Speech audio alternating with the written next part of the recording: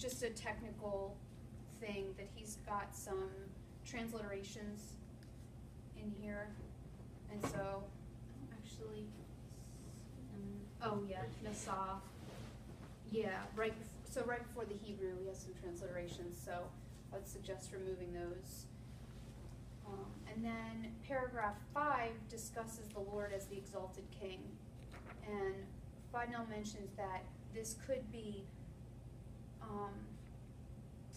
in this vision, his robes fill the temple, he's the heavenly King, he's exalted. Fadinel says this could be translated temple or palace. It's referring to either the Jerusalem temple or the heavenly temple. So I think that's something to go into if you're going to mention that it's either one. Talk a little bit about what is that? What is Isaiah seeing? When I studied it years ago, which is not as fresh in my mind as I wish it was, but I thought about that a lot. What is Isaiah really seeing? So maybe that's why it jumped out at me, because I've kind of camped out there a little bit myself. But the Jerusalem temple versus the heavenly temple, that's a huge idea to me. So I would elaborate on it a little bit if I were to mention it. So that's paragraphs 3, 4, and 5. I'll stop and have you guys jump in. What about Psalm 23? He says this chapter is the typological sense of Psalm 23 typological. I didn't know what that meant in terms of how he was Good point. And I thought he had a good idea, I just didn't know exactly what he was saying. Especially if he could, I think he probably would have a really good point if there were some similar words. Yep. That Yeah, I think he's thinking about because earlier he talked about it being my Lord and exploring that he thought that was pretty personal, and then here he's saying it's not personal, but he thinks that it is. The Lord is the shepherd, the Lord is the Lord of the universe. So it's a little bit confusing. I think if he clears up his earlier confusion, then he can build here and maybe say what he really means to say. I would echo Kyle's sentiment in that I think it's an interesting connection. I would like to see how it is established apart from just generally exalting God. Is there any meat behind it, or is it are these just both things that have elements of adoration in them? He says both pieces of scripture present the Lord as someone who is in the dominant position and also someone who cares for the welfare of his people. So that's maybe needs some strengthening, a few more connections made to kind of make it conclusive that those are really well linked. Any other insights? Yeah, in general, that is not a comment or an observation that can be made from the Hebrew text of Isaiah 6. So if it's made at all, it's way down the priority list in terms Right. of The focus of the paper. what it contributes. And my opinion is that Psalm 23, it begins with the Lord is my shepherd, and that's a personal ascription that David gives to Yahweh. But then in verses 5 and 6, the image sharpens, Right. and now he's David's host. So I don't even think it's very relevant here. Okay. And I think there's some other relevant things which should be mentioned. And since we're still in verse 1, I mean, I would think the fact that he's sitting upon the throne, that participle may be employed because even this part is poetry. Winton Thomas doesn't lay it out that way, but that's what you get as distinctive in Hebrew poetry, is participles used, to describe what God does.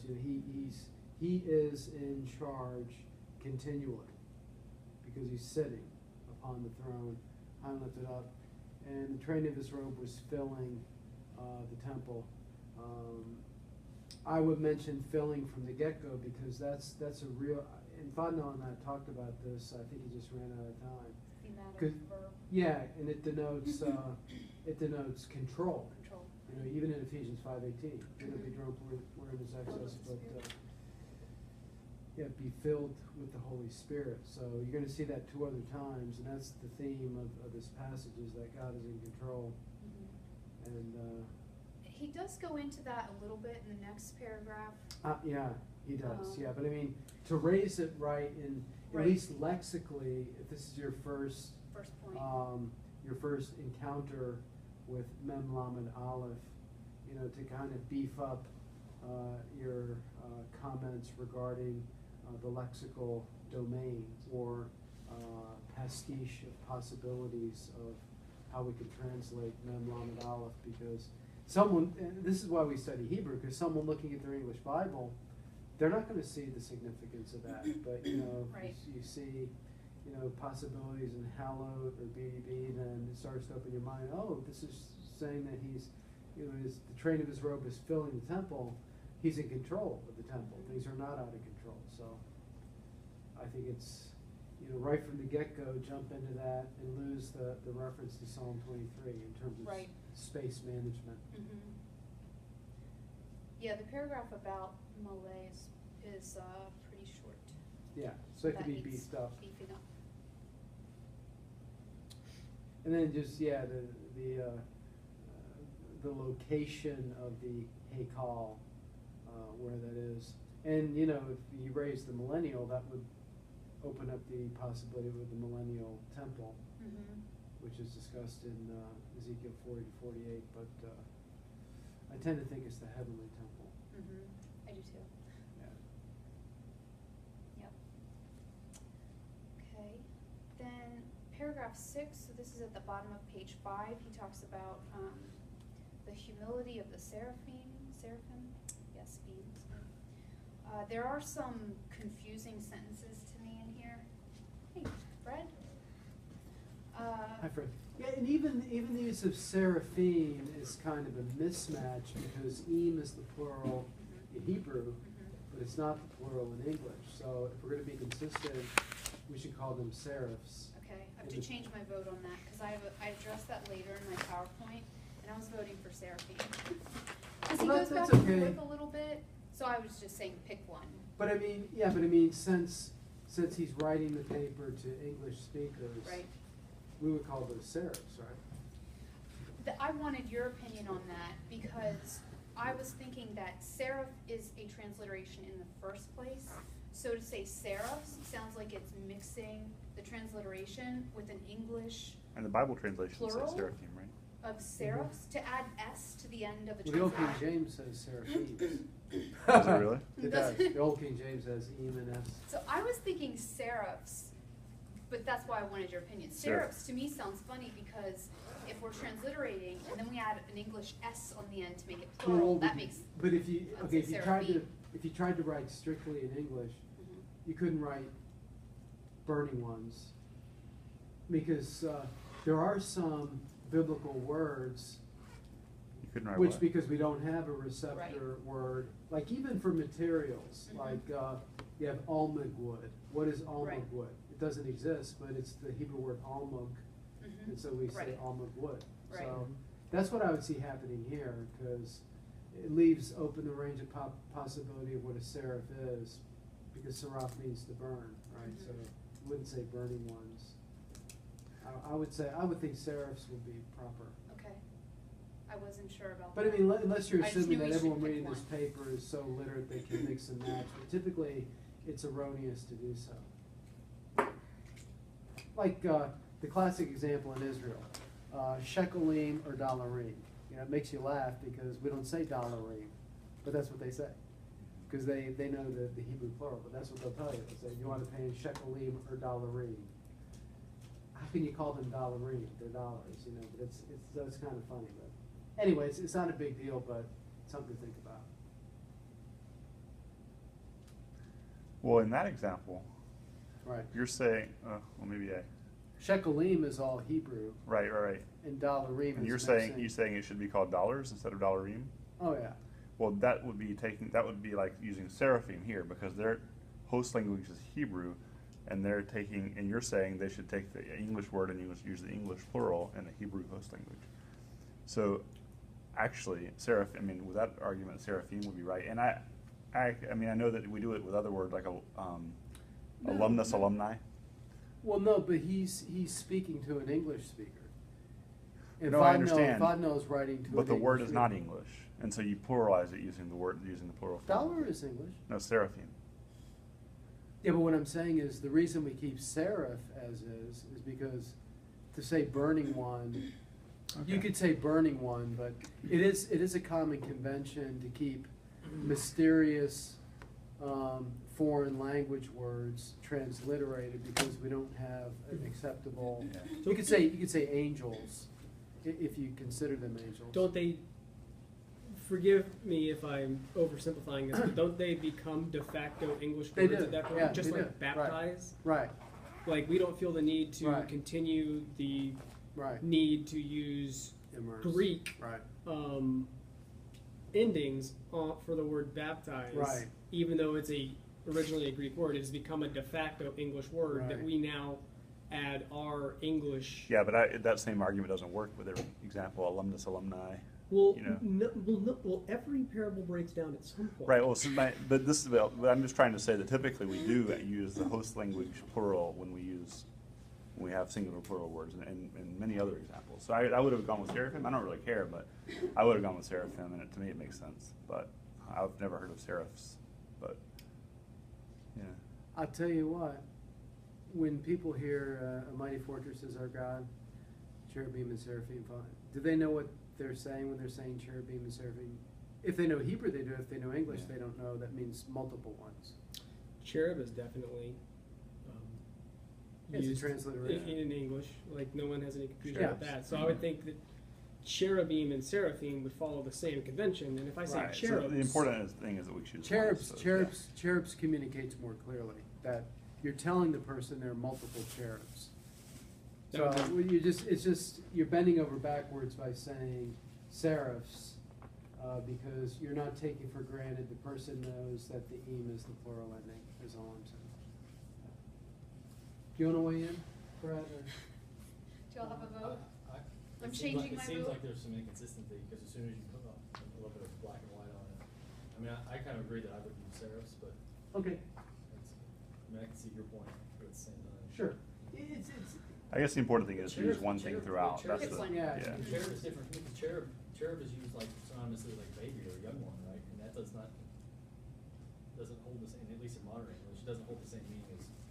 That's cherub gotten in more football. common usage Right. than seraph. Cherub has gotten It has, yeah. to be more common. So that's why I'm saying it's like hard, every single one's gonna be a little bit different. I mean, like Cherub, the word cherubs. ruble, I was thinking the word ruble, the plural is rubli in Russian, but we say rubles. Rubles, yeah. So I mean, just picking the word. Yeah. Yeah. Okay. Okay. That's interesting. It is Fred, did you want to weigh in? Do you have a vote, Fred? I've actually forgotten what this argument is about.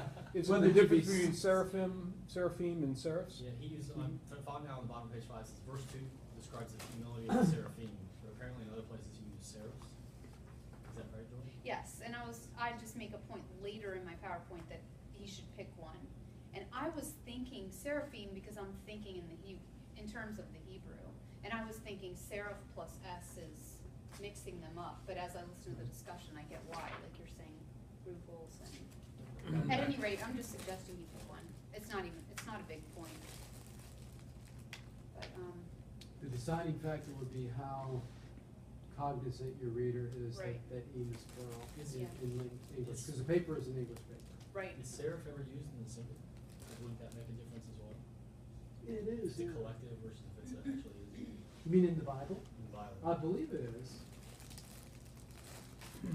We'll have to do a word study on that. And historically, people take them as a winged cobra, but you could say winged cobras.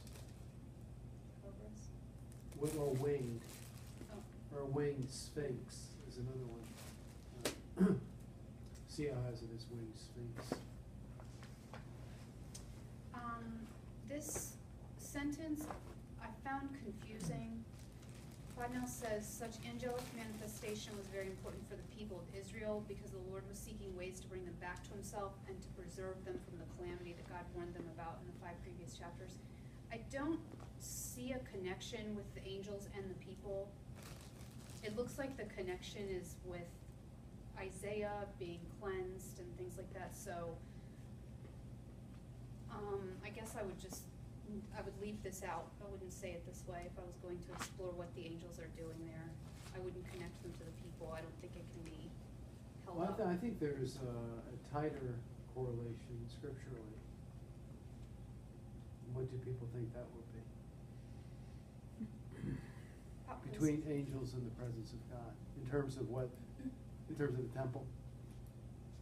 The Ark of the Covenant, right? Right. So the Ark of the Covenant, on top are two cherubs and their wingtips meet, so that was the Holy of Holies. That's, it was called the mercy seat. Mhm. And, you know, for New Testament believers, 1 John 2:2, 1 John 4:10, hilasmos, hilasterion, I mean, the presence of God is so holy that it's attended to by angelic Right. surround, and even the garden, right? Mhm. That they guarded the way to the tree of life. So I would just associate that with the presence of God, back to the garden, but then the Ark of the Covenant. And then what they do is touch his mouth. Right, That's, exactly, and they're crying out, holy, holy, holy. right. So they're ministering before God, Right. and then they're interceding in a Right. sense, and, But, you but know, it. not with the people. Yeah, at a lowest common denominator, he has now entered into the holiest of holies, because he actually seeing God. When the high priest, only 83 high priests in all the history of Israel, Josephus says, you know, from Aaron to Caiaphas, 83 men, they go in there, they see nothing except maybe, you know, a manifestation of light. But, you know, now he actually sees the Lord, and there has to be angels there. He is in a holy place that has never been entered before by man. And just, I would think of the Kodesh Kodeshim. But the fact that he actually sees God, I think, translates it beyond Solomon's temple to heaven itself. Mhm.